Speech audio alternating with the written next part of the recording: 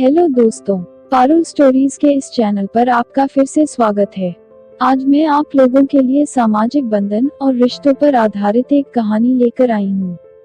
इस कहानी को बिहार में रहने वाली प्रीति नाम की एक लड़की ने भेजी है, जो अभी कॉलेज की पढ़ाई कर रही है।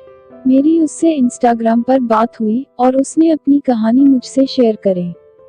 मुझे उसकी कहानी अच्छी लगी। आओ दोस्तों, अब हम प्रीति द्वारा भेजी गई इस कहानी को सुनते हैं। साक्षी, सुनो ना, राधिका का फोन आया था।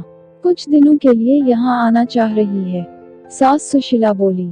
साक्षी ने पूछा, क्यों मम्मी जी, क्यों? सास ने कहा, अरे शादीशुदा होने का ये मतलब तो नहीं होता ना कि मायके से बेटी का हक ही खत्म हो गया। और दूसरी बात, राधिका कोई शौक से रोटी तोड़ने नहीं आ रही है। कई महीनों से दामाद जी की खांसी ठीक होने का नाम ही नहीं ले रही, तो वहाँ के डॉक्टर ने बड़े शहर के अस्पताल में दिखाने को बोला है। यहाँ तो एक से बढ़ के एक बड़े डॉक्टर हैं। राधिका बोल रही थी, सारी जांच होने और इलाज करवाने में कम से कम 15-20 दिन तो लग ही जाएंगे। तब तक तो उसे यहाँ रहना होगा। साक्षी बोली, पर मम्मी जी, आपसे कुछ छुपा हुआ है क्या? हमारे सारे फ्लैट किराए पर दिए हुए हैं और इस घर में सब कैसे एडजस्ट हो पाएगा? बहू, 3 कमरे तो है ही। चिंटू मेरे कमरे में सो जाएगा और पिंकी तो वैसे भी तुम दोनों के साथ ही सोती है। अपनों के लिए 15-20 दिन एडजस्ट नहीं कर सकते क्या? बेचारी राधिका छुट्टी मनाने नहीं, परेशानी में आ रही है। साक्षी ने कहा, देखती हूँ मम्मी जी, पर अभी आप कंफर्म मत कर देना। वैसे जीजाजी के एक भाई भी तो रहते हैं यहाँ। राधिका दीदी उनके घर में भी तो रह सकती हैं। यह सुनकर सुशीला बोली, बहू, वह 2 बेडरूम का घर है।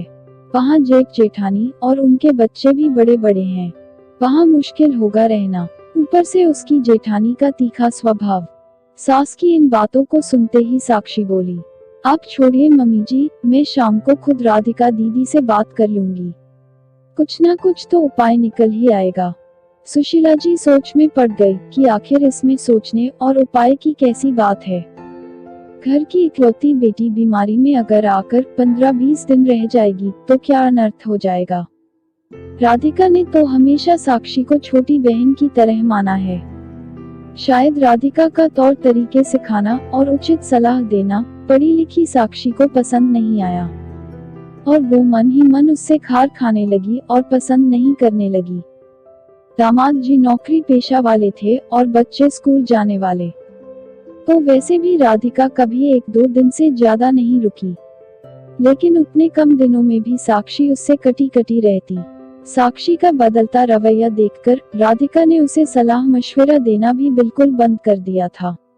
पर साक्षी का स्वभाव नहीं बदला और शायद इसी कारण से साक्षी नहीं चाहती थी कि राधिका यहाँ आकर रहे। पर मायका होते हुए बेटी होटल में रहे, ये भी तो शोभा नहीं देता।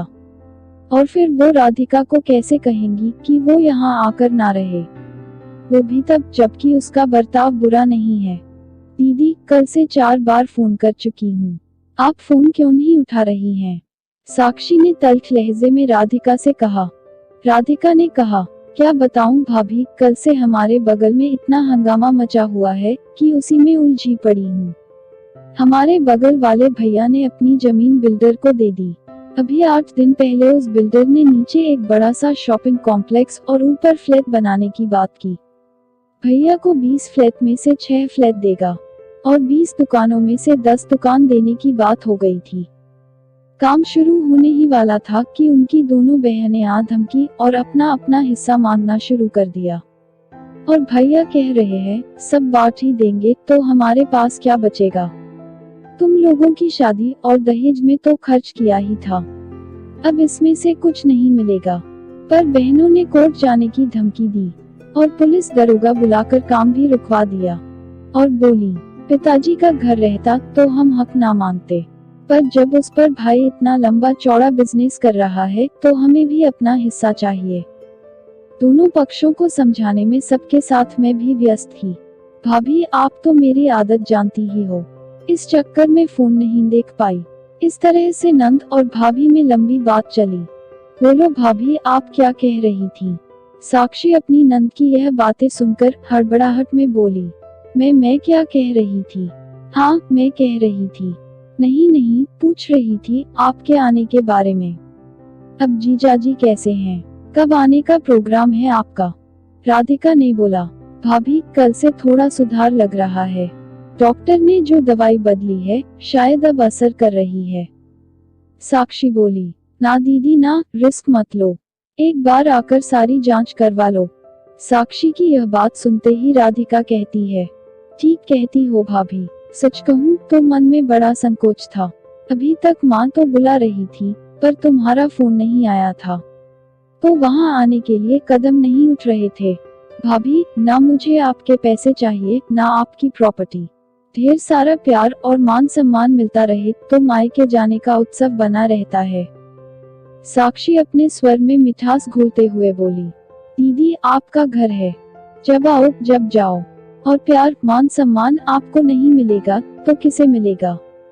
भले ही ऐसे फोन ना करती, जीजाजी की तबीयत की बात थी तो फोन करना ही था।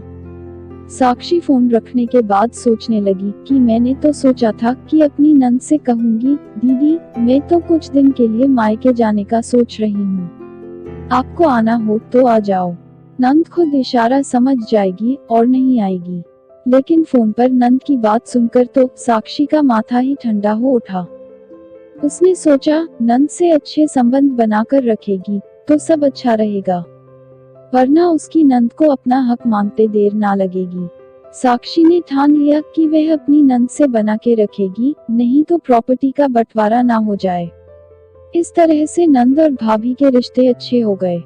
कहानी से सीख, मनुष्य को सामाजिक बंधनों और रिश्तों को महत्व देना चाहिए। परिवार में आपसी सहयोग से हमारा जीवन खुशहाल रहता है। आपको मेरी कहानी कैसी लगी?